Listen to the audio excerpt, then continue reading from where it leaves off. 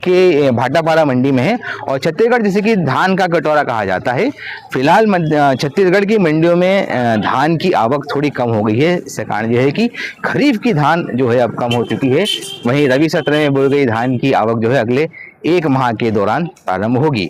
छत्तीसगढ़ की मंडियों में महामाया, सरना और आईआर क्वालिटी का धान काफ़ी अधिक मात्रा में आता है। फिलहाल इन तीनों क्वालिटी की आवक हो रही है। भाटापारा मंडी या अन्य मंडियों में देखें तो महामाया क्वालिटी का धान काफ़ी अधिक आ रहा है।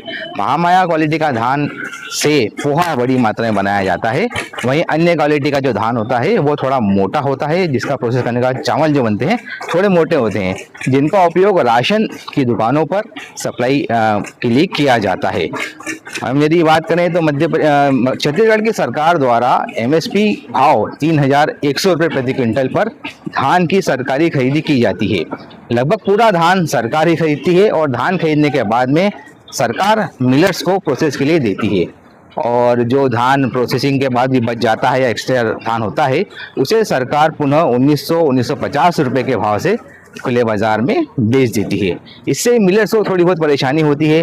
मिलर्स का ये भी कहना है कि जो यहाँ के मिलर्स हैं, धान मिल हैं, वो सरकार के भरोसे ही काम कर रही है, क्योंकि सरकार ही उन्हें धान उपलब्ध कराती है और वही धान को प्रोसेस करते हैं।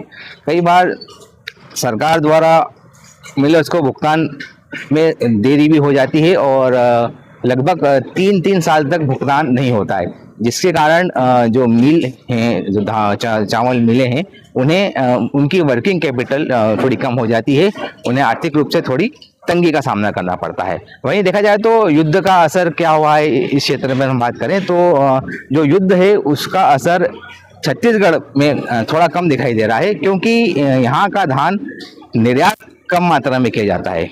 मोटा धान होने के चलते अधिकांश डोमेस्टिक खपत है। हालांकि कुछ पतली क्वालिटी का हल्का पतला गेहूं धान भी है, जिसको कि निर्यात किया जाता है खाड़ी देशों में और दक्षिण अफ्रीका में दुबई के रास्ते इसका निर्यात होता है। लेकिन युद्ध के चलते होर्मुज स्ट्रेट बंद है, जिसके कारण निर्यात मांग रुकी हुई है, निर्यात माल रुका हुआ है। इसके चलते भी यहाँ के जो चावल उद्योग है उसको थोड़ी परेशानियों का सामना करना पड़ रहा है। लगभग 3,000 चावल फैक्ट्रियां छत्तीसगढ़ में कार्यरत हैं। इसमें से चालू अवस्था में 2,500 कंपनियां हैं जो चालू अवस्था में हैं, और इन सभी कंपनियों का जो है कामकाज जो है सरकार के भरोसे ही चलता है।